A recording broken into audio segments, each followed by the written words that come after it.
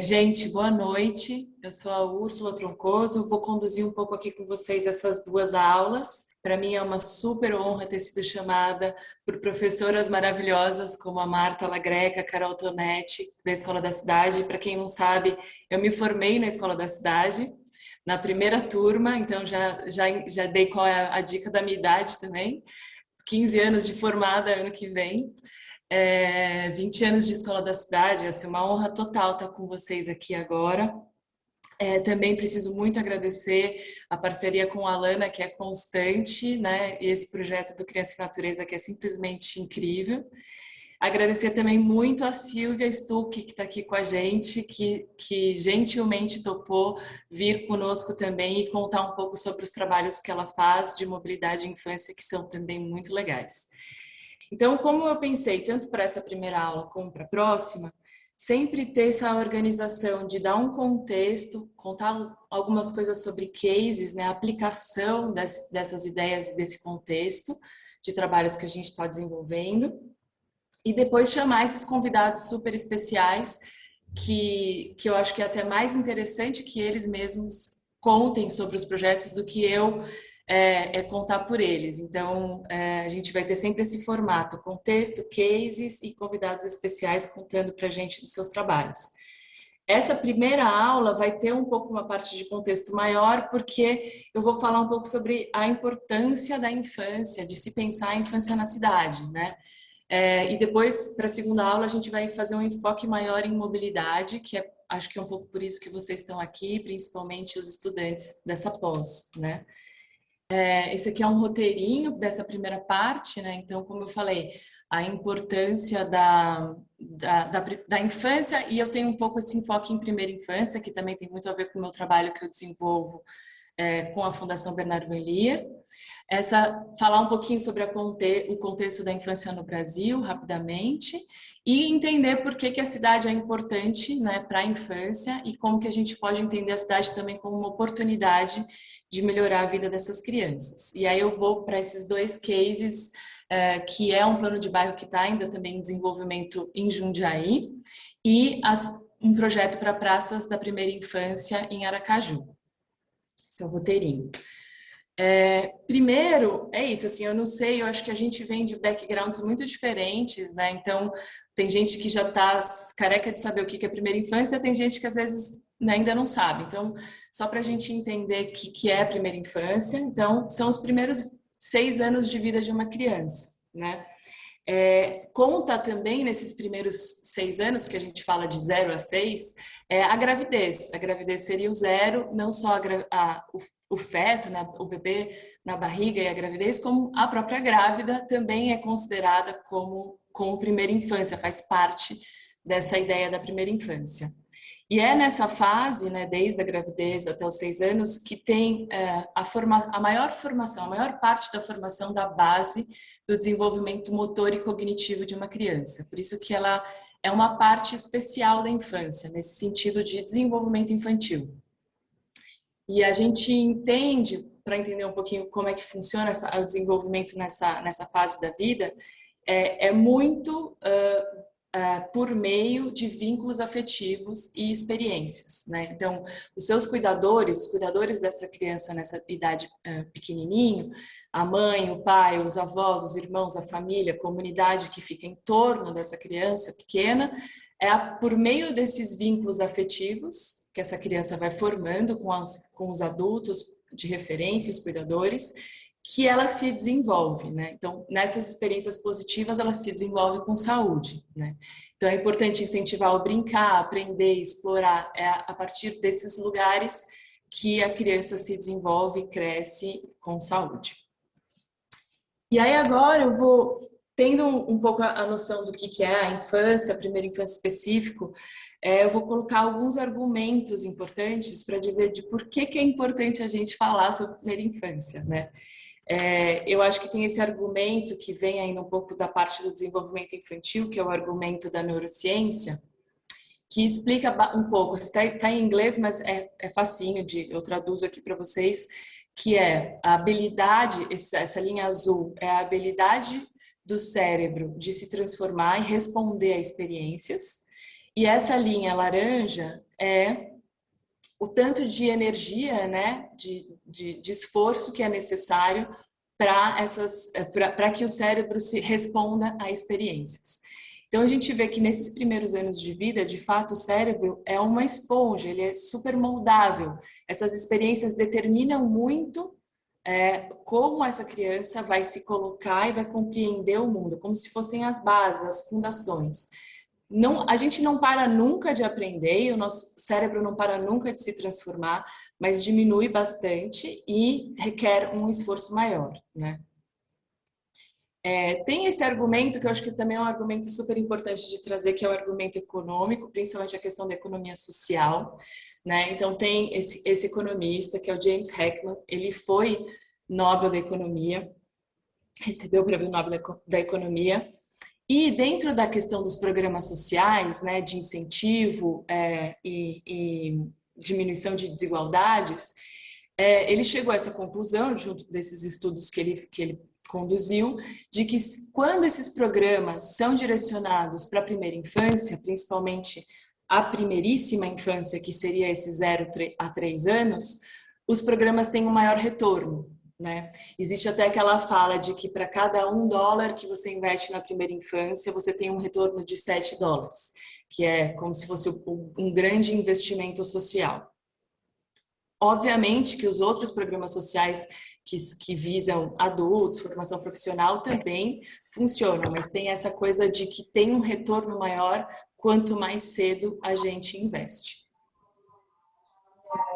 O argumento da equidade é também muito importante, principalmente para países em desenvolvimento, comunidades vulneráveis, porque na primeira infância, como a gente falou, como ela é essa base de formação, né, do desenvolvimento cognitivo, emocional, social, se a gente dá uma oportunidade igual nesse momento, é muito importante que essas crianças elas acabam saindo do mesmo patamar, né? Então dali, se a gente garante o básico de saúde, de espaços de afeto para essas crianças, a gente está dando um patamar de igualdade para que elas cresçam, né? Então é muito importante nesse sentido também. E eu trouxe também esse argumento da sustentabilidade, porque de fato, assim, quando a gente está falando sobre projetos, sobre considerar a primeira infância na cidade, e se a gente desenvolve melhor esses espaços urbanos para a primeira infância, a gente está alinhado a diversos objetivos de desenvolvimento sustentável, né, que são os objetivos que estão na Agenda 2030 da ONU, etc. Aí eu destaquei só alguns que eu acho que a gente mais responde, que são as questões de erradicação de pobreza, de saúde, de bem-estar, obviamente educação de qualidade, né? Como que essa criança chega para a educação, de que disposição ela tem para isso. A questão da igualdade de gênero também é muito importante, porque a gente sabe que em muitos países, mas no Brasil principalmente, quem cuida dessas crianças, e principalmente das crianças pequenas, é a mãe, né? Então, quanto mais facilidades a gente dá para ela fazer esse trabalho, esse serviço, cuidar bem e com saúde, a gente está também ajudando na questão da igualdade de gênero. Obviamente, redução de desigualdades, objetivo 11, de cidades e comunidades mais sustentáveis.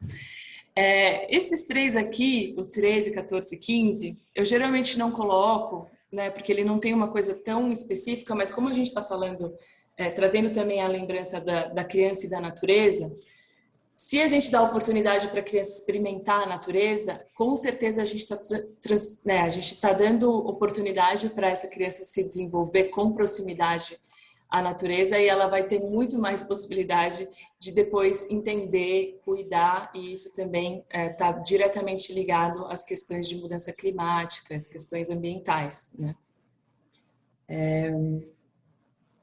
Isso, assim, esses argumentos é um pouco para entender por que é tão importante a gente falar sobre isso, né? Isso no contexto mundial. Mas no Brasil, a gente tem algumas questões que se destacam para que a gente entenda ainda mais essa oportunidade de falar sobre infância e cidade, né? Então, claro, uma coisa que a Paula já tinha trazido, que é mais de 80% das crianças vivem em cidade, então a gente está falando majoritariamente de crianças urbanas, né? A nossa infância é urbana. Dessas crianças urbanas, 1 em cada 3 vive na pobreza ou extrema pobreza, e esse é um dado de antes da pandemia, né? Ou seja, isso pode ainda se agravar. A gente está falando de 1/3 de crianças que vivem em ambientes urbanos vulneráveis e que passam menos de 1 hora por dia ao ar livre, né? Tudo isso nos põe num contexto urbano de dificuldade, de obstáculo para o desenvolvimento infantil. Então, como que a gente pode entender e melhorar as cidades para poder dar uma oportunidade melhor para essa infância se desenvolver e, enfim, isso acarretar em todas as transformações que a gente deseja, né? Então, eu vou contar um pouco agora sobre o projeto Urbano 95, né? Que é o projeto que eu trabalho, que eu desenvolvo projetos e faço consultoria. Que ele é um projeto de uma fundação. Ela é uma fundação holandesa, né? A Fundação Bernard Van Leer é uma fundação holandesa que está implicada, né? O objetivo dessa fundação é ajudar o desenvolvimento da primeira infância. E um dos projetos dessa fundação é o Urban 95, né? E o Urban 95, então, trata de temas especificamente urbanos, né, da cidade, em relação à primeira infância. Então, tornar as cidades boas para a primeira infância. E ele chama Urban 95 justamente porque ele parte dessa pergunta, que é o que você mudaria se você experimentasse a cidade da altura de 95 centímetros. Porque 95 centímetros é a altura média de uma criança de 3 anos. Então, é essa coisa de se colocar nesse lugar e entender como que você está experimentando esse ambiente urbano. Então, esse é o projeto e que compreende, né, a cidade como essa oportunidade de melhorar a vida das crianças. E como que a gente entende a cidade dentro dessa perspectiva, né? Como entende a cidade dentro da perspectiva da infância? Então, principalmente como um lugar de interação, né? Então, essa interação entre interna, né, ainda na fase da gravidez, a interação principal, né, que dá as primeiras bases para a criança, que é a interação entre a criança e seu cuidador, né, e boas experiências. A interação entre as crianças e outras crianças, que é um fator decisivo para o desenvolvimento infantil. A interação entre cuidadores, né? Quem já parou né, com filho pequeno, não precisa nem ser filho, pode ser o sobrinho, o filho do amigo, e levou ele numa pracinha, sabe como isso funciona, né? Você senta lá, de repente, a criança já está falando com mais outras 3, você já ficou amigo dos pais e já começa toda uma interação ali. E isso é muito importante também para a questão de uma comunidade saudável, né? E aí, quando a gente tem essas interações entre pessoas, crianças, cuidadores, famílias, a gente está, obviamente, dentro de um espaço, né? Então, a interação entre as pessoas e esse espaço urbano onde elas vivem. Bom, e aí, como a gente também quer puxar um pouco para o tema de mobilidade, a gente também se move, né? As pessoas estão entre lugares, elas estão indo de casa para a escola, para a praça, para o hospital. Então, como que é também essa interação entre os cuidadores e seus destinos e essa parte que você se move nesses ambientes urbanos?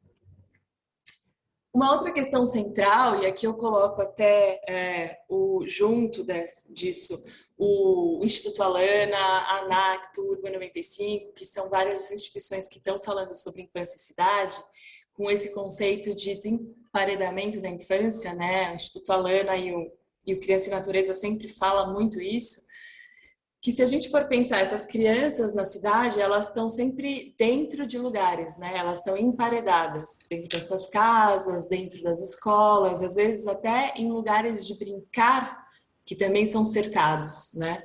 E que essa maneira de se deslocar, e aqui entra muito a questão da mobilidade e da mobilidade ativa, hoje em dia é principalmente também fechado, né? Você está dentro do transporte, do seu carro e etc. O Tim Gill, que é um cara que é um inglês que fala bastante sobre a questão dos parquinhos urbanos, ele fala que, inclusive, deixar dentro do carrinho a criança e não tirá-la de dentro do carrinho é um jeito de emparedar e bloquear a criança do lugar onde ela onde ela vive, né? Então, a ideia é essa, desemparedamento. A gente quer as crianças na rua, a gente quer as crianças com liberdade, do lado de fora, experimentando a vida urbana, e isso, obviamente, traz todas as questões de mobilidade ativa à tona, né? Seguir aqui. Bom, uma outra super questão que a gente precisa trazer quando a gente pensa em cidade e infância é a questão da poluição do ar, né? Então, cada vez saem mais estudos, a gente vai, na próxima aula, até elaborar um pouquinho mais dentro desse tema, mas, assim, para as crianças, a questão do ar limpo é muito importante. Eu trouxe só um dos dados, que é as crianças respiram muito mais vezes por minuto do que um adulto. E isso significa que elas estão muito mais suscetíveis à poluição do ar e a doenças respiratórias. Hoje já morrem muitas crianças no mundo por conta de doenças respiratórias, né, que vêm da poluição do ar urbana principalmente.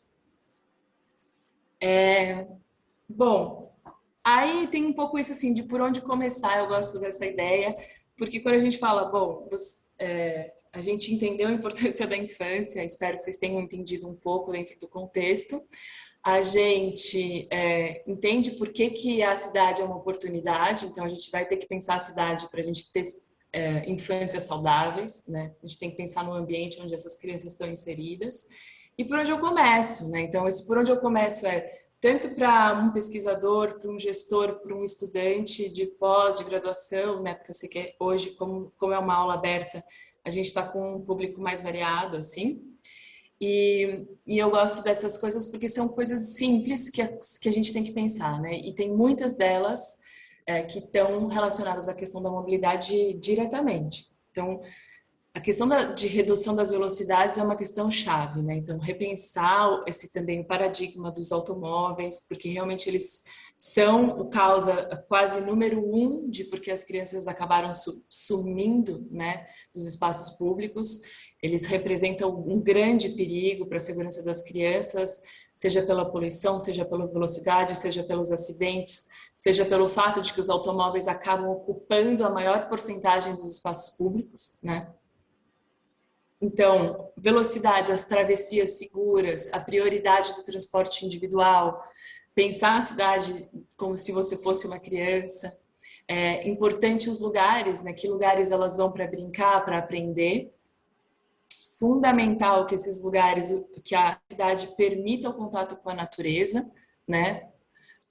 Não dá para ser um contato com a natureza que você tem que sair de fim de semana para chegar num parque ou numa praia. Tem que ser um contato diário, né? A gente não está falando de pequenos lugares de verde. Uma árvore faz diferença para uma criança, né? E também a questão de mobilidades, micromobilidade, calçadas confortáveis, ciclovias protegidas e seguras, né? Tudo isso é por onde a gente pode começar para falar sobre infância e cidade. Aqui eu trago um pouquinho mais para dentro de planejamento urbano, né? Então, quais elementos ou pilares a gente pensa dentro do planejamento urbano para desenvolver esses projetos de infância? E esses são também os pilares, claro, do projeto do Urbano 95. Então, logo agora, daqui a pouquinho, eu vou mostrar os cases que foram desenvolvidos em cima desses pilares do Urbano 95 aqui no Brasil. Quais são eles? Bom, primeiro, mobilidade, ou seja, eu acho até interessante que tem essa separação mesmo, assim, mobilidade e dar um enfoque especial para isso, porque é um tema central para resolver o problema das famílias. Os espaços públicos em si, né, que são as ruas, as calçadas, os parques, as pracinhas, os parquinhos, etc. Os serviços também são centrais, porque é para onde a criança geralmente vai nos seus deslocamentos diários, né? Então, as creches, as escolas de educação infantil, os hospitais, UBS, CRAS, bibliotecas, etc. E dados, né? O dados, ele é como se fosse uma base sobre a qual todas essas interações acontecem. Então, é muito importante ter coleta de dados para a gente conseguir entender aonde trabalhar, como avaliar, como medir e monitorar todos esses projetos, né, quando a gente desenvolve um projeto urbano. É isso, agora a gente vai um pouco para cases, né? Então, até agora é um pouco para entender os conceitos, trazer para vocês os conceitos. E agora a gente vai falar, bom, como que se aplica esses conceitos? Eu vou mostrar 2 cases, que são 2 projetos que a gente desenvolveu, para vocês entenderem um pouco de como a gente aplica. Então, o Plano de Bairro da Infância é um projeto que foi desenvolvido, que está sendo desenvolvido ainda também em Jundiaí, né? A Jundiaí, para quem entende, estuda, pesquisa, se interessa por cidade e infância, é um caso muito especial, né? A Jundiaí tem o Plano Municipal da Primeira Infância, nós também temos em São Paulo, quem for de São Paulo, mas tem o Plano Municipal da Primeira Infância, e dentro do Plano Diretor de Jundiaí, tem um capítulo sobre infância na cidade, né? Então é lei, é importantíssimo para os gestores públicos de Jundiaí pensar em infância urbana. E também eles têm, também como lei, um comitê de crianças que participa das decisões e planejamentos da cidade, né? Que se encontra periodicamente. Então, realmente a infância é levada muito a sério na cidade de Jundiaí, é uma cidade que é um caso super de sucesso em vários temas de envolvimento infantil e planejamento para as crianças, né? Então, quando a gente começou a desenvolver os planos de bairro, que os planos de bairro, a partir do plano diretor, você precisa desenvolver esses planos de bairro. Então, os planos de bairro começaram a ser pensados envolvendo as crianças e perguntando para elas o que elas achavam desse bairro, né? E aqui é só para a gente entender mais ou menos onde a gente está. Então, aqui é o município de Jundiaí, né, e os vários bairros. O bairro que está sendo trabalhado é o Novo Horizonte, mas também o Novo Horizonte expandido, que pegam alguns outros bairros. E esse lugar é chamado Vetor Oeste, né, dentro da cidade de Jundiaí, que é um vetor em expansão da cidade. Então, eu vou contar para vocês um pouquinho de como foi a escuta, né, como foi a participação infantil, principalmente porque a gente está no meio da pandemia, esse trabalho aconteceu na pandemia, então como a gente faz para escutar as crianças sem poder encontrar com elas, que é um caso muito difícil, né, e importante. E aí eu até queria trazer que, para desenvolver isso com a gente, junto com o município, a gente chamou uns parceiros muito bacanas do CECIP, que tem bastante experiência em escuta comunitária e também infantil. Eu vi, não sei se ela está aqui ainda, que a Marieta Colucci, que estava aqui, que participa do CECIP, participou com a gente dessa parceria para a gente desenvolver um plano de escuta das crianças. E a gente fez dessa maneira, a gente fez uma proposta, essa proposta foi encaminhada pelas educadoras das escolas municipais de educação infantil, que as crianças, elas faziam essas perguntas para as crianças e as crianças tinham que falar sobre isso, enviar vídeos e desenhos de perguntas que a gente fazia para elas sobre o bairro, né? Então a gente fez tudo coletando desenhos e vídeos e as crianças explicando os seus desenhos, assim. Então elas mandavam um vídeo dizendo, ó, o que eu desenhei aqui foi isso, isso e isso, o que eu quero é isso, isso e isso. Tudo isso foi coletado, né, tabelado de uma maneira primorosa também com a ajuda do CECIP para se tornar dados para a gente poder trabalhar, né? Então, eu estou trazendo alguns para vocês aqui, mas, por exemplo, quando a gente falava sobre lazer, porque com a criança a gente não fez perguntas separadas, mas depois a gente falou, bom, a gente mesmo que separou, né? Bom, isso aqui é sobre meio ambiente, isso aqui é sobre mobilidade, isso aqui é sobre espaço público e tal.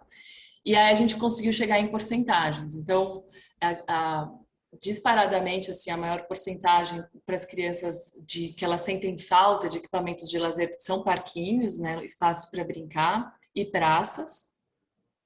É, na questão dos espaços públicos, é muito interessante que elas falam banco, então dá para entender que tem uma falta de lugares de parada, né, de descanso, e a gente sabe que criança pequena tem perninha pequena, não aguenta andar muito tempo, precisa descansar. Todo mundo que teve essa experiência caminhando com uma criança na cidade sabe disso, né? E também fala essa coisa das áreas cobertas de sombra, de árvore, porque é muito importante, né? A gente está falando de cidades que às vezes tem muita aridez, muito sol, então você precisa ter sombra e descanso, né? De quando em quando. Meio ambiente é disparado árvore, né? Elas falam muito sobre isso, quero árvore e tal, e flores e não sei o quê. Então, é muito repetido pelas crianças esse desejo. E a questão da mobilidade também é super interessante, porque elas falam bastante das calçadas, né? Que elas queriam que fossem melhores por vários motivos, mas elas falam bastante de que queriam andar de bicicleta, que queriam ciclovia, sendo que a gente está falando de um bairro de Jundiaí que não é um modo de mobilidade principal e nem secundário, assim, pouquíssimas pessoas andam de bicicleta nesse bairro. E ter tantas crianças proporcionalmente falando que gostariam é uma coisa interessante, né? Aqui eu trouxe um pouco os desenhos das crianças para vocês verem como que a gente foi captando, né, todas essas ideias. E aqui eu peguei só alguns para apresentar, mas você vê que é uma criança que está caminhando aqui e faz, oh meu Deus, tem um carro estacionado na calçada, que eles invadem mesmo, eles invadem, estacionam na calçada. Tem até aqui uma plaquinha que ela fez, tipo, não é para você estacionar seu carro aqui. Ou talvez não seja para ter carro de jeito nenhum e pronto. E esse daqui também eu gosto muito, porque é um desenho que dá para a gente ver proporção, né? Então, finalmente as pessoas têm espaço, né? Elas têm espaço para andar, elas andam num lugar arborizado, né? E tem uma pessoa organizando os carros para eles também não causarem muito. A gente escutou os pais também, obviamente, né? Quando a gente está falando de infância, a gente está falando das famílias, dos cuidadores. Uma criança não está sozinha na cidade, ela está junto com os seus adultos, seus cuidadores, sua família. E aí, para os pais, a gente fez um formulário muito maior, eles responderam esse formulário com diversas perguntas. Eu também resumi algumas coisas importantes para a gente aqui. Então, por exemplo, a gente soube por isso que, por esses formulários, que 40% das crianças vão a pé para a escola, né, junto com seus cuidadores, e que muitos dos que não vão a pé, que dizem, a gente vai ver por que eles não vão a pé, dizem que gostariam de ir a pé e que inclusive topariam que seu filho, sua filha fosse a pé com outras crianças e adultos, né, do tipo caravana e etc, que é uma coisa que gostaria de fazer. Então, por que, né, que esses pais, que essas famílias não estão indo a pé e eles apontam quais são as dificuldades do caminho, né? A que mais surgiu, assim, disparado, foi a questão das calçadas ruins e falta de acessibilidade, né? Aqui, nessa foto, a gente vê um pouco esse problema que acontece muito quando tem subidas, descidas, etc., desnível, a gente vai tendo essas rampas todas nas calçadas que impedem um carrinho de bebê, um cadeirante, uma pessoa com dificuldade de mobilidade, uma criança com uma perninha pequena, tudo é muito difícil de caminhar. Por isso que as pessoas, inclusive, caminham no meio da rua. E isso é um problema de segurança, né? Para quando a gente está andando com uma criança pequena. A questão da falta de sombra também é fundamental para esses pais, porque eles falam que é muito difícil caminhar com criança pequena sem sombra, né? E os carros, de novo, em alta velocidade, falta de sinalização, de travessias seguras, também falam sobre a questão do lixo, da sujeira, etc, né? Então, o que a gente foi propondo, né? Que é isso que vai aparecer como forma de lei para o plano de bairro, que está sendo discutido de volta com a população. A gente vai propondo coisas assim, às vezes de mais fácil manutenção, porque a gente não teria como refazer todas as calçadas de todas as ruas com desnível, porque a gente está lidando com níveis das casas, né? Então, uma sugestão e uma solução que a gente já pensou e adaptou em outros lugares é fazer como se fosse uma ciclovia, só que de pessoas. Ela até pode ser compartilhada, mas a gente usa um pedaço da rua que já não tem todos esses desníveis e rampas para passar os pedestres de um jeito sinalizado, né? E aí outros elementos, a questão da faixa elevada, né, ou a lombofaixa para travessia mais segura, a questão da zona da infância como tráfego calmo, no máximo 30 quilômetros por hora de velocidade, né, sinalização vertical, sinalização horizontal, também tornar visível esses caminhos da infância por meio de grafismos interativos, trazer sombra e arborização. Aqui também são só outros exemplos. Nesse caso que a gente conta com calçada, a gente usa exclusivamente para ciclovia, nessa divide os carros com ciclovia. Também a mesma questão dos grafismos, né, da zona para infância, sinalizações.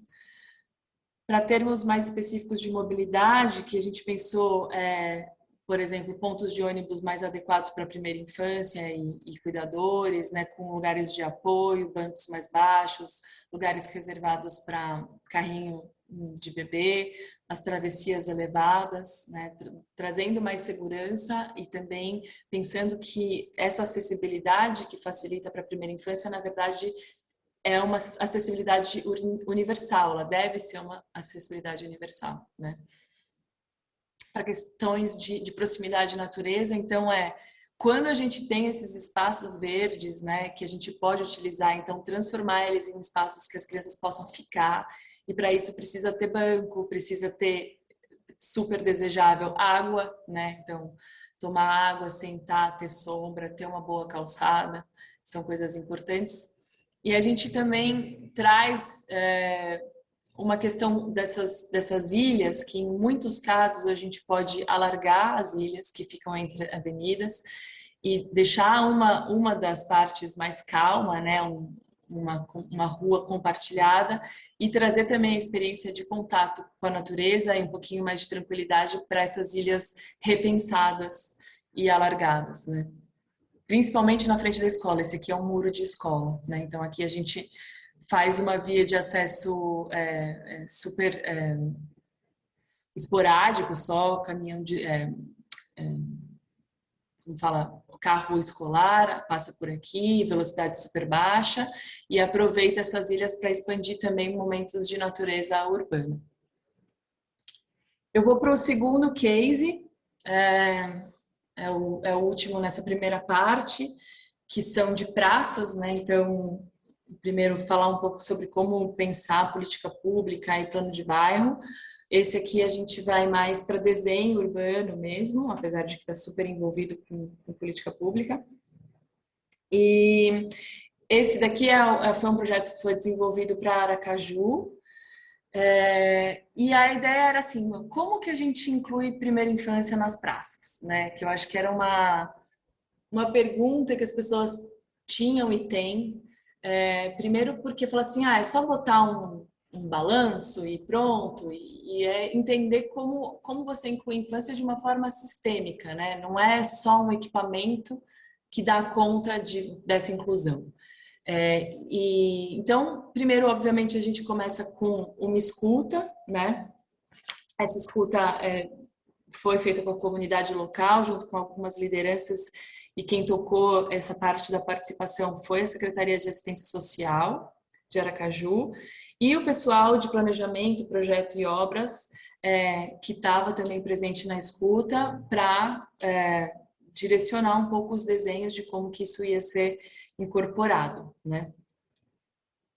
Então, para a gente se localizar um pouco, essas praças com inclusão da primeira infância, essa aqui é a cidade de Aracaju, né? Então, o centro de Aracaju é aqui, é um bairro, são bairros afastados do centro, são bairros super vulneráveis, que têm uma necessidade de espaços públicos muito, muito grande e também de equipamentos e serviços, né? Então, eu fiz um recorte, a gente fez diversas praças, eu vou contar a história de uma, que eu acho que já acaba explicando mais. Na verdade, é uma dupla de praças. Esse aqui é o bairro, né? Santa Maria. São duas praças aqui, a Praça 1 e 2.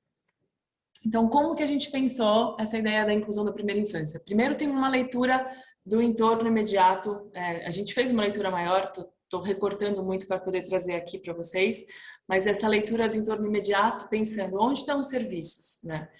Porque a gente compreende a cidade como as ruas, os espaços públicos, o serviço e a mobilidade. Lembra daqueles pilares? E os dados é o que faz a gente chegar nesse lugar e dizer, esse aqui é um bom lugar para implementar um projeto, né? Então, bom, aqui a gente era muito bem servido de serviços públicos super usados pela população, né? Então, essa escola super usada e diariamente, essa UBS também, ao mesmo tempo que as praças estavam super abandonadas e subutilizadas e a gente queria entender por quê, né? Então, a gente pensou em como irradiar desses espaços públicos essa conexão e compreensão de que o espaço público e o serviço se complementam, né? E que a junção entre eles e o fluxo entre eles e a possibilidade de acesso é o que permite a população de usar esses lugares.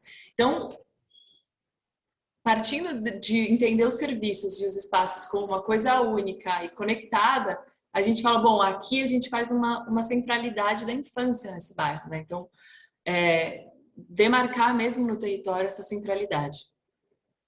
Como que a gente fez isso? Eu gosto de explicar um pouco nesses 3 layers, né?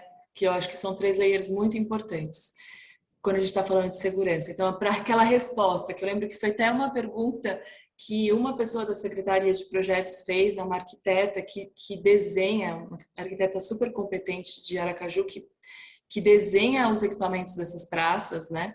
Ela falou, qual é o equipamento que eu tenho que colocar? E aí eu justamente falei para ela, olha, equipamento é importante, mas tem 2 outras coisas que é importante. Como que a gente chega nesses lugares, né?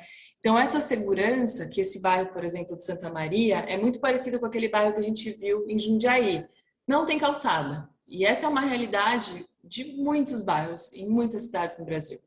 Então, a primeira coisa é tem que ter calçada. A gente não consegue fazer a calçada oficial com concreto porque N motivos, seja motivos de verba, seja motivo de que a gente tem as rampas para acessar os níveis diferentes das casas, a gente vai fazer aquele esquema de faixa de pedestre na rua. E esse é um primeiro momento, depois a gente vai, né, oficializando isso e dizendo aqui é o espaço do pedestre, né? Depois, com esse grafismo interativo, eu estou chamando de grafismo, a gente, de uma maneira gráfica mesmo, conecta os territórios e compreende que uma coisa faz parte da outra, né? E dá essa visibilidade tanto para os equipamentos públicos quanto para os espaços públicos. Além de trazer essa visibilidade, a gente traz uma oportunidade de brincar, de ludicidade para a infância. E aí sim, os equipamentos, eu coloco equipamentos PI, porque PI é primeira infância, né? Então aí sim entram os equipamentos específicos que servem às crianças de 0 a 6 anos, que na maioria das vezes não existem nas praças hoje, né? Então, é isso, assim, acho que entender que a gente tem que saber, a gente tem que chegar na praça, chegar com segurança, a gente precisa de sombra, de bancos, e aí sim a gente entra com os diversos equipamentos que, acompanhados com os equipamentos que já existiam lá em Aracaju, padrão da prefeitura, a gente consegue incluir também a primeira infância no uso dessa praça. Aqui eu trago um pouco quais seriam esses equipamentos. Aqui estão todos, como se fosse um grande cardápio. Obviamente, a gente não precisa colocar todos sempre em todas as praças. Essa aqui é uma praça modelo para a gente ver como seria se a gente tivesse todos eles, né? Mas dependendo do tamanho da praça, né, do terreno, da inclinação, a gente tem alguns desses ou outros desses que façam mais sentido. Então, o grafismo é uma coisa que a gente sempre traz, porque tem uma ideia de caminhar lúdico e brincar no caminho, e também não é uma coisa que precisa de muito investimento, a gente pode fazer grandes mudanças com esses grafismos sem tanto investimento. A questão do coreto também, que é um lugar super importante, que é só um lugar coberto, que coisas podem acontecer lá embaixo, desde atividades, aulas, ginástica, brincadeira, música, etc. Painéis, gramado, arquibancada, pergolado, sombra, areal, fonte, riacho, caminho sensorial, banheiro. Banheiro sempre é super importante, é super discutido como que a gente faz para ter um banheiro e cuidar disso, qual é a gestão desse banheiro. Enfim, é importante, eu acho que cada caso e cada projeto e cada cidade vai acabar achando uma solução. A gente achou uma solução para Aracaju de incorporar os banheiros públicos a serviços. Então, o banheiro que está aberto para a população está dentro da UBS ou está dentro do CRAS. E inclusive, a gente fez até num projeto ele separado. Então, tem o banheiro dentro da UBS que é utilizado ali e um com acesso pelo lado de fora, que é para você poder acessar se você está no espaço público. E etc. Então, vamos ver aqui só alguns exemplos desses equipamentos. Eu não vou mostrar todos esses 13 para vocês, mas alguns para vocês entenderem o que a gente fala quando a gente fala de equipamento para a primeira infância, né? Aqui são algumas imagens, né, de como seriam essas praças. Nesse caso específico de Aracaju, a gente tinha muito determinado quais eram os materiais que a gente podia trabalhar, que é o que eram disponíveis na prefeitura, né? Então, era o eucalipto e concreto, basicamente era isso, assim. Então a gente trabalhou muito esses dois materiais, mas fez questão de trazer o eucalipto porque é importante materiais naturais também para a primeira infância, né? Então, como que são esses lugares, como que esses equipamentos ficam nesses espaços. Essa ideia de trazer também um equipamento de água, né, uma proximidade com a água para as crianças, é um lugar árido, muito quente. E aqui eu trouxe um pouco para vocês verem como que a gente faz para garantir que de 0 a 6 anos está sendo atendido para os equipamentos. Então, é muito legal você entendendo as fases de desenvolvimento da criança, né? Então, ela está começando a andar, está começando a rolar, está começando a engatinhar, está começando a ficar de pé, está começando a dar os seus primeiros passinhos, ou ela já sabe dar os passinhos, está começando a se equilibrar, subir, né? Então, dessa maneira, se você coloca essa ideia de como que a criança se desenvolve, principalmente no desenvolvimento motor, você vai entendendo quais equipamentos vão servindo para garantir que, de fato, do 0 aos 6 anos, você tem possibilidades, né? Entender também que esses equipamentos para a primeira infância, eles têm outra escala, né? Eu trouxe um pouco esses desenhos técnicos, porque, para vocês verem, a altura de um equipamento para a primeira infância tem 60 centímetros de altura. Então, isso daqui é pequeno, é tudo mais baixinho, tudo mais perto do chão, de fato, para que as crianças pequenas possam brincar. Os outros, mais comuns, mais padrão, continuam ali, também estão na praça, e é óbvio que as crianças, né, maiores de 6 anos têm todo o direito de brincar também e ter equipamentos para elas, mas é só garantir que todo mundo tem, né? Então a gente determina mais ou menos nessa ficha técnica qual a idade que esse equipamento serve mais, que tipo de coisas ele está desenvolvendo na criança nesse momento do desenvolvimento infantil, então a descoberta, os sentidos, a flexibilidade, o encorajar, né, etc. E aí a gente trouxe até umas referências para vocês entenderem o que eu falo quando eu falo de escala, né? A gente está falando de fato de equipamentos que têm a escala da infância do pequenininho, né? Da criança pequenininha. Aí o equipamento de se equilibrar, um equipamento super básico, né? Que desenvolve resistência, força muscular. Peraí. Um pouco de Muppets Baby é Tá importante. incrível isso aqui, essa apresentação, eu tô fazendo print. Fazer. E aí, aqui alguns exemplos, né, mais formais ou mais naturais, enfim. Os painéis interativos são muito, muito bons para a primeira infância, de fato, fazem muito sentido, cria narrativa, a criança experimenta pela primeira vez algumas habilidades motoras, tipo rodar o painel, puxar as argolas, é muito importante. Aqui também alguns exemplos, pode ser musical, tem muitas saídas para esses painéis. E aí a gente traz também elementos naturais que a gente pode usar para compor uma praça que sirva à primeira infância. Enfim, que a gente consegue achar em quase qualquer lugar também, com custo baixo. Usar os elementos naturais é muito importante. A questão da água também, né? Dali eu trouxe a pedra, mas a questão da água também é super importante. O contato com a água, as percepções táteis.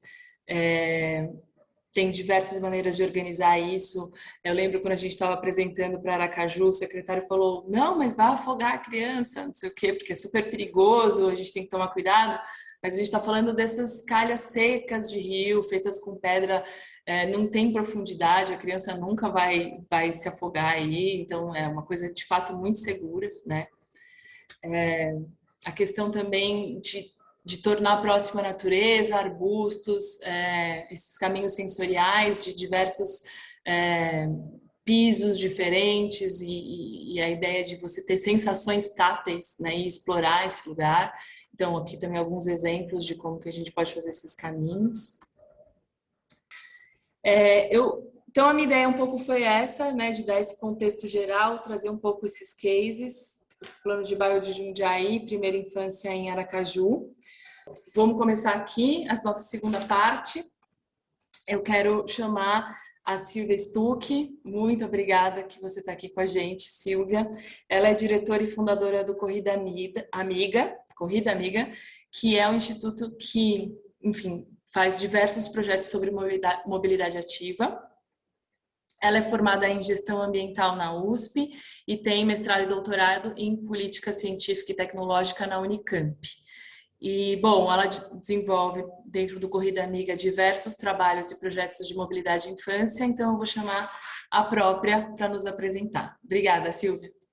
Eu queria agradecer muito a Úrsula pelo convite. Estou acompanhando essa curadoria e só de ver a listinha dos nomes, assim, estou muito honrada mesmo por estar por ser contemplada nessa sua curadoria, por estar aqui com todos vocês. Então, bom, eu sou a Silvia Stuck, sou diretora fundadora do Instituto Corrida Amiga e atualmente também eu sou pós-doutoranda no programa de sustentabilidade, de pós-graduação em sustentabilidade da EASH USP, pesquisando justamente o tema da mobilidade ativa, também levando projetos de extensão para escolas ali do entorno da EASH, na Vila Cisper. E de modo complementar, né? O que eu acabo fazendo na Corrida Amiga, eu acabo levando para a pesquisa e vice-versa. Então, um pouquinho da agenda de hoje, vou falar um pouco quem somos na Corrida Amiga, trazer essa perspectiva dos territórios educativos, cidades educadoras, falar um pouco das ações presenciais que aconteceram até o início da pandemia, que a gente espera voltar muito em breve com elas, da adaptação para o modo online, falar um pouco do projeto que está em andamento, Escola Ativa, e por fim, as considerações finais. Bom, quem somos? Então, o Instituto Corrida Amiga é uma organização social que surgiu em 2014 no intuito de estimular, promover, fazer a mobilidade a pé ser reconhecida como um meio de transporte.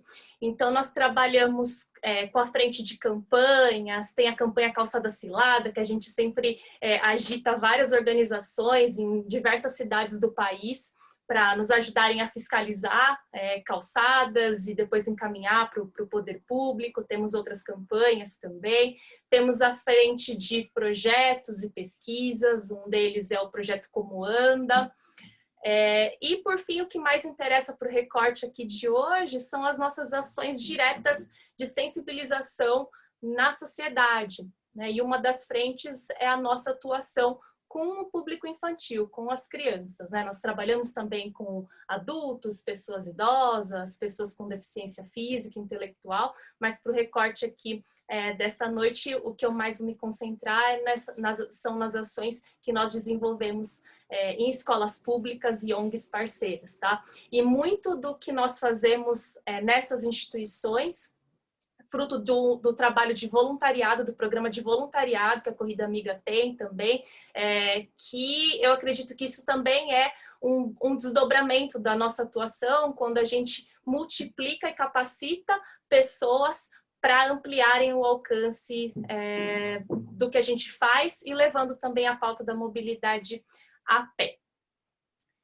Bom, então sobre o potencial educativo das cidades, a contribuição para essa educação integral e cidadã, na perspectiva da mobilidade urbana ainda, né? O desenvolvimento integral, a educação integral e a própria sustentabilidade, como a Úrsula já trouxe, né, na apresentação dela, quando ela aponta os ODS, os 17 ODS que a gente fala, nossa, tudo isso, como que a gente consegue ter uma agenda específica para dar conta, né, dessa complexidade de temas, mas eu não vejo outra forma da gente trabalhar essa questão da mobilidade infância, sem olhar para todas as outras questões que nela estão abarcadas. Não adianta a gente olhar por caixinhas separadas, temas tão complexos e que têm muita correlação.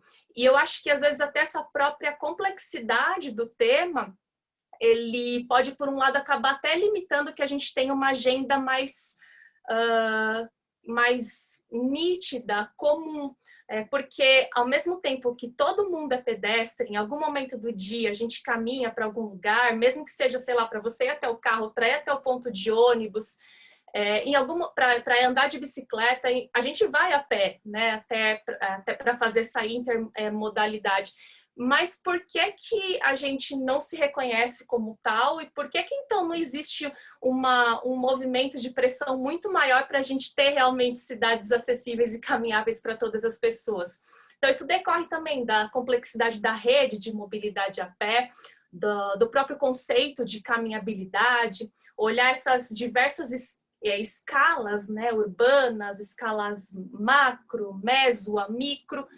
E aí que está o chave da questão, né? Porque quando a gente olha para essa... é muito mais complicado, né, da gente extrair dessa escala micro esses aspectos essenciais, por exemplo, para elaborar políticas públicas. E ao caminhar na cidade, ao experimentar, ao experienciar a cidade, é que isso vai despertando, vai aguçando isso nas pessoas. Então, aí que eu acho que está um ponto essencial de virada, de chave, que é realmente colocar as crianças na rua. E as crianças cada vez menos estão indo para a rua. Então, como que a gente faz, né, tudo isso acontecer? Tentando buscar, nesse processo de formação integral, criar ambientes, tempos e espaços saudáveis para que também as pessoas se sintam seguras para irem, né, para a rua, mas também para levarem as crianças para a rua. E nessa complexidade, ainda nesse contexto da mobilidade, não é só falar de políticas públicas específicas para a infância, específicas para a mobilidade a pé. A gente tem que olhar para esse alcance intersetorial. Por exemplo, como melhorar a mobilidade urbana na cidade de modo geral melhora a vida da população. Melhorando a vida da população, você gastando menos tempo para se fazer os deslocamentos, isso pode sobrar mais tempo para as relações, né? Para a gente estar mais tempo em família, para estar mais tempo também com as crianças. Tem essa questão, então, de perder o tempo no deslocamento, tem a questão da redução das velocidades, que a Úrsula também colocou, que isso é um ponto crucial para se evitar mortes, porque essas mortes no trânsito, elas são evitáveis, a gente não está desenhando cidades que proporcionem essa segurança, principalmente para o deslocamento ativo, então que reduzem mortes e que tirem um pouco desse medo da rua por conta das questões de segurança viária. Um outro ponto que eu acho que também é muito importante de colocar, especialmente nesse contexto de crise, né, de pandemia que a gente está vivendo, sem auxílio emergencial, o quanto que a mobilidade ela consome também, né?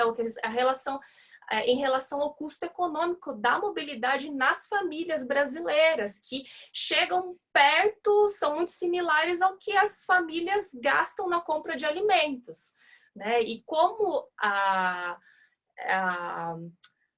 o serviço de transporte ele é também um direito social colocado na Constituição Federal, isso não pode ser permitido, né? A mobilidade, então, ela tem que ser vista como um acesso também. Como que a gente distribui esse acesso de oportunidades, de bens, de serviços no nosso território? E a mobilidade, ela não é apenas uma escolha individual, a gente tem que colocar isso de forma muito específica que tem a ver com as opções que o sistema urbano oferece. Né? A gente tem, por exemplo, o transporte escolar gratuito e a maioria das crianças que o utilizam, elas moram até 5 quilômetros da escola. Então, será que se fossem oferecidas outras condições, esse deslocamento não poderia ser feito de uma outra forma? Porque, como falei inicialmente, são questões complexas que temos que resolver, porque além da questão do deslocamento em si, tem a questão da segurança viária, a questão da segurança pública, a questão do conforto, da atratividade. Tem também uma questão muito importante que muitas vezes o pai, a mãe, cuidador, cuidadora não possui essa disponibilidade também para acompanhar a criança no seu deslocamento. Então, qual que é a relação dessa cidade com o aprender? E de que forma que a nossa construção desse sistema de mobilidade ela vem impactando em tudo isso? Nessa questão da rota escolar, no conceito de cidades para as pessoas, na ocupação, apropriação dos espaços públicos. E falando mais da questão do território, né, da cidade educadora, dos territórios educativos, esse lugar escola, o lugar cidade, sim, o processo de educação para a cidadania e desenvolvimento humano, como o Rubem Alves, né, ele traz muito bem isso, que para além dessa educação formal, que envolve disciplinas, o currículo escolar, a grade escolar e outros termos que aprisionam a educação, que a gente tem sim, a gente tem que extrapolar, ir além dos muros da escola, sair das grades, ampliar esse alcance, essa percepção que a criança ela já tem muito aguçado. O que a gente vem fazendo é apagando tudo isso, né, com esse sistema educacional velho, né, que a gente tem. A educação ela fica muito concentrada nos equipamentos escolares. E se por um lado a educação ela se concentra nos equipamentos escolares, que ele é um equipamento público, por outro lado, a comunidade pouco se apropria desse espaço público, o que deveria ser feito, que esse é o conceito da comunidade escolar. E a gente precisa, então, recriar esse currículo pedagógico escolar a partir dos espaços locais, a partir das comunidades. E esses lugares que educam, eles são transformados também pela educação, pela transformação do seu território, por esse lugar educador, porque toda cidade ela educa. De um modo ou de outro, toda cidade ela educa. A provocação que fica qual é o tipo de educação que ela está fornecendo e estimulando, né? Então, aqui eu coloco outras questões também em relação a que outros tempos escolares, educativos, podemos experimentar na escola e na cidade. Como que a gente inclui essa questão da mobilidade urbana sustentável, que a gente tanto precisa, que agora ficou explícito, né, o que a gente tanto precisa por conta da questão da pandemia. Aqui tem um exemplo, né, de um bonde a pé que nós fizemos no Instituto Ana Rosa. E se a gente olha, né, para essa criança, lembra muito assim do cientista, que é o que eu falei, é aguçado, que você vai lá com a lupa, você olha, você observa cada detalhe da cidade.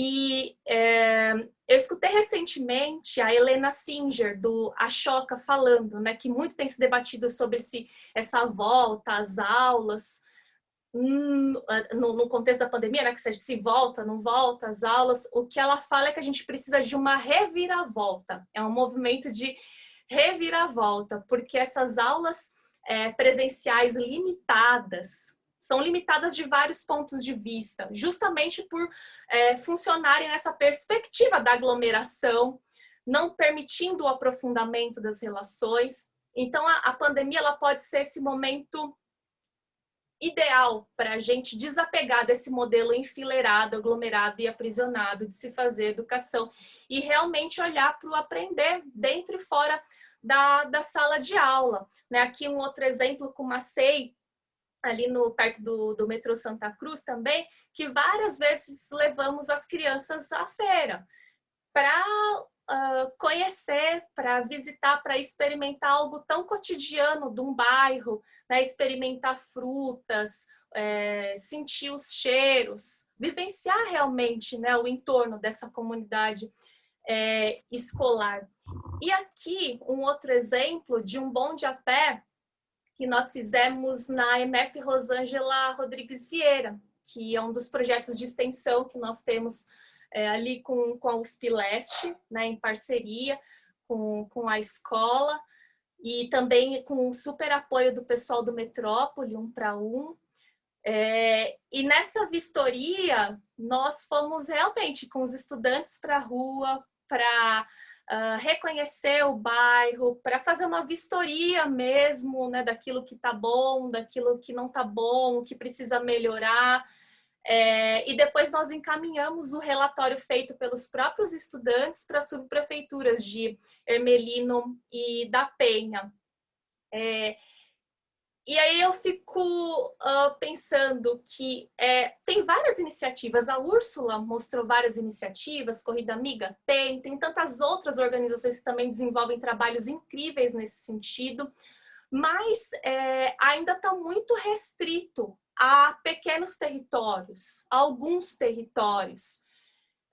E eu posso até me arriscar a dizer que as nossas parcerias são de instituições que ousaram, vamos dizer assim, ousaram, porque também não é uma situação trivial, vamos levar as crianças para a rua, 25, 30 crianças, né? E para assumir essa responsabilidade diante do contexto hostil que nós temos. E o bonde a pé, ele surgiu da necessidade de uma própria MF, parceira nossa, a MF Infante, que na verdade eu fui lá para conversar com a Isa, né, porque ela era a coordenadora da escola, e fui para falar de uma outra ação nossa, o Circuito do Pedestre, que daqui a pouquinho eu conto um pouquinho mais, que ela é realizada no espaço interno da escola. E aí ela falou, Silvia, eles ficam ali perto do Pari, né? Ela, nossa, Silvia, a gente tem tantos equipamentos culturais aqui perto, tem tanta praça legal, mas a gente não tem recurso para levar as crianças de ônibus. Eu falei, ué, vamos a pé. Aí ela falou, nossa, vamos a pé? Eu falei, vamos, só que vamos organizar direitinho, né, para fazer um piloto, e ela topou. Assim como, por exemplo, depois nós fizemos parceria com a Cris, né, porque ela estava na MF da Alckmin, agora ela está na EMEI Dona Ana Rosa, e inicialmente a Cris também ousou, topou a parceria com a gente, só que inicialmente ela falava assim, vamos chamar a CT para ir escoltando o bonde a pé. E é muito complicado, né, quando chega uma demanda dessa, com a baita responsabilidade, a cidade hostil, aí você fala assim, nossa, será que precisa da CET mesmo? E se acontecer alguma coisa, né, como que a gente vai fazer?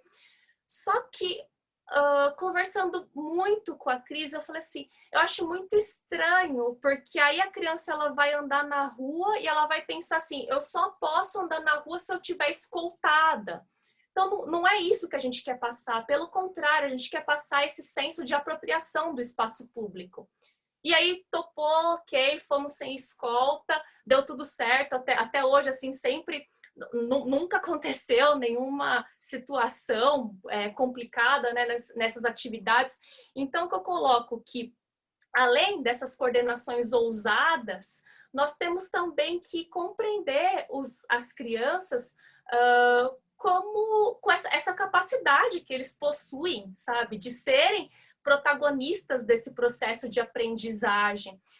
E por mais que a gente saiba que é urgente esse tipo de iniciativa nas escolas, eu não vou ser ingênua, eu sei que não é nada simples. Muitas escolas não têm nem estrutura, capacidade de recursos humanos, financeiros para realizar isso.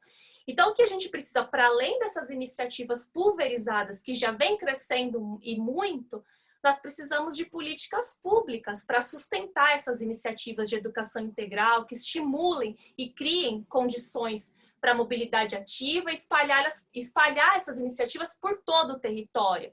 A escola, então, como equipamento da comunidade, em linha com aquilo que é público e que as pessoas se apropriam. Então, construir esse sentido da escola junto com a comunidade escolar, pensando qual é o sentido da escola aqui, nesse contexto, nesse território. Então, da cidade lúdica, a gente também tem pessoas cidadãs ativas. Falando um pouco das nossas ações presenciais, aqui eu tenho o circuito do pedestre, que eu falei, né, um pouquinho para vocês, que foi a iniciativa que eu conversei ali com a Isa, da EMF, e ela leva a rede de mobilidade a pé para dentro da escola, por meio de equipamentos baratos, simples, de fácil logística. A gente mistura os materiais da ONG com aquilo que a escola já tem. Então, colocando uma simples cordinha com cone, você já tem esse trabalho de propriocepção, que também a Úrsula mostrou, essa diferença de piso, diferença de nível. Tem a faixa de pedestre, tem o pula-pula, tem o colchonete, para as crianças também experimentarem a estação calçada cilada, que a gente chama. Tem a transformação, porque a gente ficou pensando, né, como levar o transporte público para o circuito do pedestre. Então, a gente transformou o transporte público nessa amarelinha que vocês estão vendo aí, e cada plaquinha, né, que não pode pisar, ela faz referência aos assentos preferenciais. Então, isso também a gente vai trabalhando. Essa caixa, né, de pizza que as crianças estão segurando com um buraquinho, é porque ao longo do circuito a gente vai aumentando a dificuldade. Aí, por exemplo, ó, se você está no celular, se você não está prestando muito atenção na rua, fica muito mais complicado de você caminhar. Então, elas vão, né, andando com a caixa de pizza, não pode deixar a bolinha cair, e a gente vai trabalhando, né, todos esses conceitos. Então, acaba que vira uma brincadeira lúdica, e que a gente busca também por meio dessa ludicidade e passando não só conceitos, mas experiências do cotidiano ao vivenciar a cidade a pé, tá bom? E a gente deixa muito livre também para a criatividade das crianças, a própria estação da travessia, da faixa de pedestre, tem o semáforo, as crianças que ficam, né, coordenando o semáforo. De repente, quando não está no momento delas atravessarem, a gente vê criança rolando na faixa de pedestre e fala assim, não, agora eu estou interpretando o carro. Então, ok, você interpreta o carro agora. E tudo isso tem surtido muito efeito, assim, pelo que a gente recebe de retorno das próprias escolas e das crianças também. Aqui o Twister da mobilidade, que também a gente coloca esses temas correlacionados, né? A questão da poluição, da atividade física, os 150 minutos ali da Organização Mundial da Saúde, para você fazer atividade física toda semana. Então, tem esse objetivo de proporcionar essas reflexões, trazer conceitos e informações relacionadas à mobilidade e temas transversais. O bonde a pé, né, em si, que depois de realizar essas atividades internas nas escolas e nas ONGs parceiras, nós levamos as crianças para a rua. Na maioria das vezes nós temos já um roteiro definido no entorno da escola, há vezes em que pegamos metrô, ônibus com as crianças, não necessariamente o trajeto todo ele é feito a pé. E, por exemplo, quando pegamos o metrô, aí antes da saída, as próprias escolas já trabalharam com as crianças as estações de metrô, a cor da linha. E para a gente, assim, a cidade, ela tem muito conteúdo. Então, você não precisa ter um mega centro cultural no entorno da escola. Que seja um nome da rua que a gente vai explorar, que a gente vai contar alguma história. Todo cantinho da cidade tem uma história para a gente contar. E é isso que a gente trabalha também no Bonde a Pé, essa valorização dos bairros.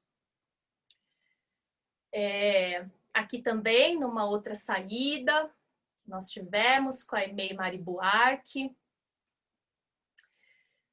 Além da caminhada em si, que já é muito, muito gostosa, que a gente já consegue trocar bastante com as crianças, escutar bastante delas, inclusive pontos que a gente precisaria diagnosticar para melhorar a política pública, para melhorar condições de segurança viária, quebrar paradigmas, por exemplo, na MF Rosângela Rodrigues, do projeto de extensão. Conversando com as crianças, inicialmente, eles falaram assim, é muito bom ter gradil, porque protege a gente, se o carro bate, né, aí não acontece algo muito grave com a gente.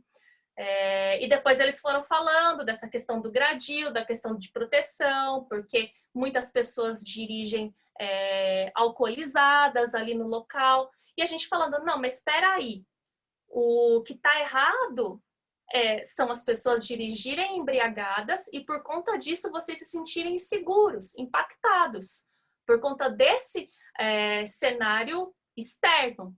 Porque o andar a pé, a segurança para a mobilidade ativa, ela tem que ser garantida, né? Então, inverter um pouco essa lógica e falar assim, o ideal seria não ter gradil, seria diminuir a velocidade, ter mais fiscalização, educação no trânsito para as pessoas não dirigirem embriagadas e vocês se sentirem seguros aí. Mas o quanto que dá para a gente extrair numa simples conversa com as crianças que vivenciam o bairro, né? E, então, além da caminhada, a gente usa também, né, de acordo com a idade, a gente vai mudando, tem a ficha do bonde a pé, em que depois elas fazem o registro do caminho, pintam, conversam. Tem o kit básico também do bonde a pé, a gente usa apito, aí tem o cronômetro, muitas vezes a gente usa o cronômetro para medir o tempo semafórico, né, e aí tem sempre aquela questão, o tempo demora muito para abrir, aí quando abre, bora pedestre atleta para atravessar a rua, para conseguir atravessar a rua, né? Treina para medir calçada, medir faixa de pedestre, contador, a gente distribui vários contadores e cada criança vai contando uma coisa, uma conta cachorro, a outra conta árvore, flor, enfim, o que elas quiserem contar e depois a gente compartilha com o grupo todo. Contador de passos, a gente também coloca no sapatinho deles para depois chegar no final do bonde e a gente saber o quanto o bonde todo deu, né, em número de passos, o número de passos dados pelo bonde, o colete também de identificação e o giz, que a gente também vai desenhando na cidade com o giz de lousa. Uma vertente do nosso bonde é feita em parceria com uma outra organização social, que chama Canto Cidadão, em que a gente mistura na caminhada intervenções lúdicas, que tem a ver com questões ambientais ou personagens da cidade. Isso acaba sendo muito legal, porque, de novo, né, a cidade ela vira esse palco de várias experiências na cidade. O bonde cultural a pé, ele visa levar as crianças para passear e quem fornece todo o conteúdo é a própria cidade, né? Então, ao longo do trajeto, nós teremos o viajante do tempo, porque aqui na região do Butantã nós temos vários nomes de rua que remetem à questão da natureza, da água. Então, mostrando, né, como que é importante a gente cuidar dos nossos recursos naturais. Iniciada a caminhada, cujo destino era o Instituto Butantã, nos deparamos com um obstáculo comum nas cidades e calçadas brasileiras. Um carro bloqueando a passagem dos pedestres. Um rápido protesto e o problema foi resolvido. Calçada livre! Calçada livre! Calçada livre! A caminhada seguiu animada, e ao chegar numa praça, as crianças foram surpreendidas por um viajante do tempo. Ele veio conversar com elas sobre a água, já que no futuro de onde ele veio, já não há tanta água assim. O que está escrito aqui em cima? Consumo consciente da água. Consumo consciente, isso pode ajudar a preservar a água no futuro, certo? Sim ou não? Sim. O que mais que está escrito aqui embaixo, gente? Aqui Consumo isso. diário. No Brasil, cada pessoa gasta, em média, 185 litros de água por dia. 185 por dia! Eu tenho que passar um dia, litros por dia. Eu tenho que usar 2 litros do dia no futuro, porque não tem água.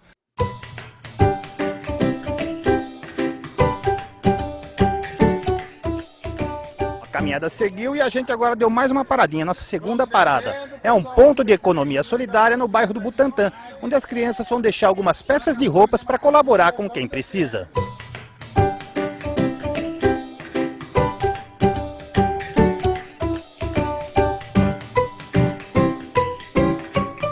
O que você viu no passeio que te chamou a atenção?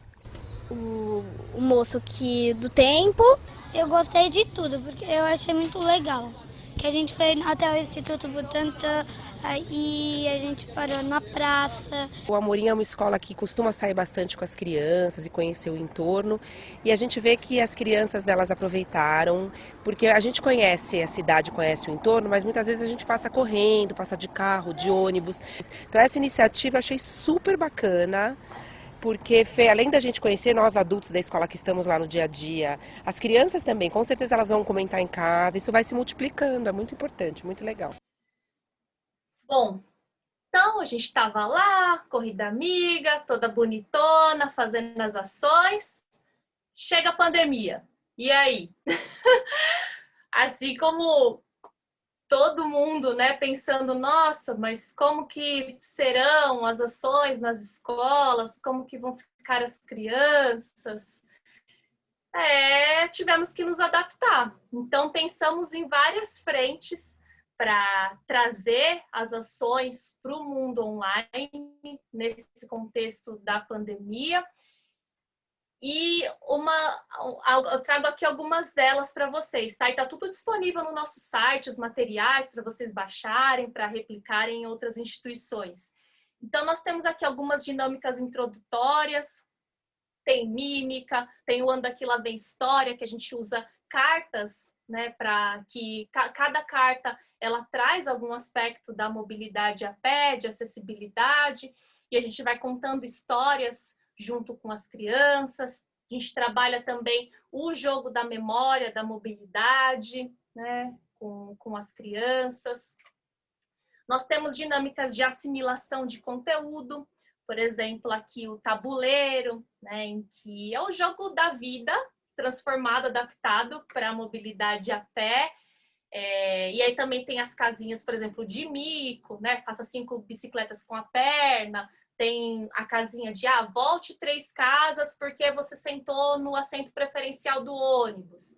Então, todo o tabuleiro, ele vai trazendo esses aspectos da mobilidade urbana e buscando ser o mais dinâmico possível, né? Principalmente para conseguir manter a atenção das crianças no modo online e manter essa interação também. Tem o quiz da mobilidade urbana, que também é uma outra dinâmica lúdica que a gente aplica com as crianças de diversas idades.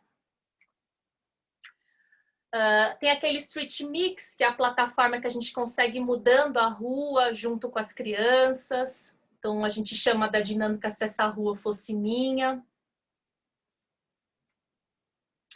E a Cidade dos Sonhos, né? Assim como a Úrsula mostrou, o desenho é muito importante, né? Não só para a criança, mas na nossa vida toda. Infelizmente, né, muitos de nós a gente vai perdendo isso ao longo do tempo, mas o quanto que é importante esse registro afetivo, essa memória no papel, o quanto que isso traz, né, de insumos, de conteúdo, de elementos para dialogar com as crianças. Por fim, o projeto Escola Ativa, que eu queria mostrar para vocês, que é um projeto que ele começou agora. Ele é um projeto incentivado via Lei de Incentivo ao Esporte e que está sendo aplicado em 5 escolas públicas aqui da cidade de São Paulo, para 1.500 alunos e 50 professores. E ele está sendo feito em 5 etapas, né? A primeira são as palestras para comunidades escolares, feitas de modo online, elaboração do diagnóstico do entorno, no entendimento dessa escola, desse equipamento público inserido num território educativo, de como que a gente trabalha isso, né? Escola, comunidade, comunidade, escola. O jogo lúdico, em que também adaptando para o modo online, porque agora a gente não vai conseguir fazer presencial, pelo menos por hora. A gente puxou uma outra plataforma que ela chama Scratch, que dá para você criar várias animações. Aí no nosso caso a gente criou esse gatinho, e principalmente para as crianças da EMEI, né? Porque quando a gente fala como você vai para a escola, e se alguém da Corrida Amiga mostra, é uma coisa. Se o gatinho do Scratch mostra como ele vai para a escola, é outra, para estimular as crianças. Então a gente utiliza esse gatinho como um aliado nosso para também tentar manter a atenção das crianças e a interação das crianças nesse modo online. Então, até o circuito do pedestre, o gatinho, que ele vai passando pelas estações, e aí nas casas, as crianças simulam as estações usando almofada, usando tapete, usando o que tiver na casa. O que tiver lá dá para a gente transformar, adaptar, usando a imaginação para trazer a criança para esse espaço da cidade, para esse contexto da rede de mobilidade a pé. Depois nós temos o bonde a pé, teremos os bondes a pé no entorno das escolas, a gente não sabe muito ainda o momento, né, que isso será feito. E por fim, a sinalização escola ativa, que eu também já vou colocar alguns protótipos, que é a sinalização Wayfind, a sinalização para o pedestre, que a gente não vê, que a gente vê muito pouco, né, na cidade, a gente vê sinalização voltada para os carros. A ideia é que a criança já vivenciando essa sinalização no ambiente escolar e no bairro também, porque a gente pretende pelo menos trabalhar as ruas, né, ali o entorno das escolas parceiras. Se ela já identificar esse tipo de sinalização para o pedestre, ela vai começar a questionar, por que eu não tenho isso na cidade inteira, né? Então, a nossa ideia de aplicação, aqui alguns exemplos, por exemplo, na MF Infante, ali da Zona Norte, de colocar esse tipo de placa, né, dentro da escola, 30 passos para chegar na quadra, apenas 5 minutos até a biblioteca, ter algumas pinturas, adesivos, lúdicos também, não só no espaço interno, mas nas calçadas do entorno das escolas, que deixa esse espaço mais agradável, mais divertido e que também promova atividade física. Então, por fim, né, algumas considerações finais e resultados. Aqui são as instituições parceiras de 2020 com que a gente trabalha. Para 2021, as parcerias já cresceram e também um aspecto que o modo online possibilita é ampliar o recorte geográfico da nossa atuação, né? Então, agora a gente também tem parceria em Belo Horizonte, em Ouro Preto, tem outras cidades também que a gente já está conversando para desenvolver pelo menos as atividades online, né? E o nosso balanço de 2020 foram 61 atividades, mais de 900 pessoas beneficiadas, mais de 500 horas de voluntariado, 129 horas de atividade, e contando com essa equipe, né, de pessoas remuneradas da gestão e mais o programa de voluntariado, que é esse programa, assim, o coração que faz a gente chegar, né, nessas mais de 900 pessoas. Sem o trabalho do voluntariado na nossa instituição, isso não seria possível. Então, por fim, é isso. Agora acho que a gente vai bater um papo, vai discutir, refletir em conjunto, para que tenhamos cada vez mais essa infância, né, além dos muros e das grades, para que a gente se aproprie e redescubra cada vez mais nossas ruas e cidades. Então, os nossos contatos. Muito obrigada novamente. Obrigada, Silvia. Demais. Pode deixar seu contato aí um pouco para todo mundo conseguir. Se bem que é corrida amiga, né? Procura, tá em todos os lugares. Facebook, Instagram, LinkedIn. E eu acho que é isso. Assim, tinham algumas perguntas que a gente acabou até respondendo. Eu não sei, Marta, se você quer organizar de alguma maneira específica ou a gente coloca aqui no chat ou abre o microfone se quiser fazer alguma pergunta ou até uma consideração também, quiser falar um pouco. De conduzindo, Úrsula. Eu só queria dar os parabéns à Silvia. Fiquei super impressionada com essas ferramentas pedagógicas, com esses jogos, com essa comunicação tão fácil, né, com as crianças que você cria e com esse grupo bonito de voluntariado, né? Você consegue agregar. Só tem os parabéns a dar e vamos ver aqui as questões que o público traz. Eu quero um dia fazer um bonde a pé, se Deus quiser.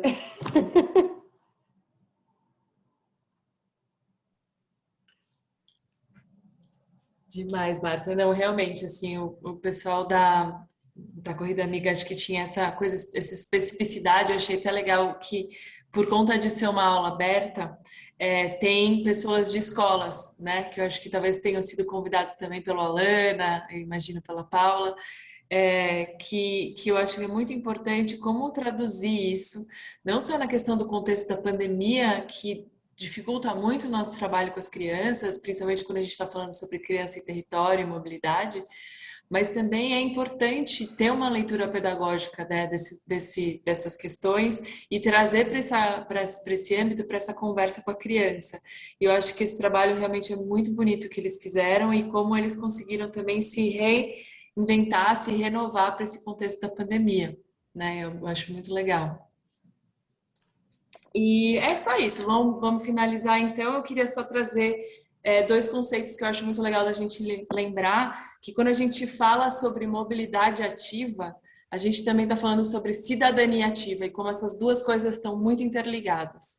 É isso, vamos seguir com as nossas conversas de mobilidade e infância semana que vem.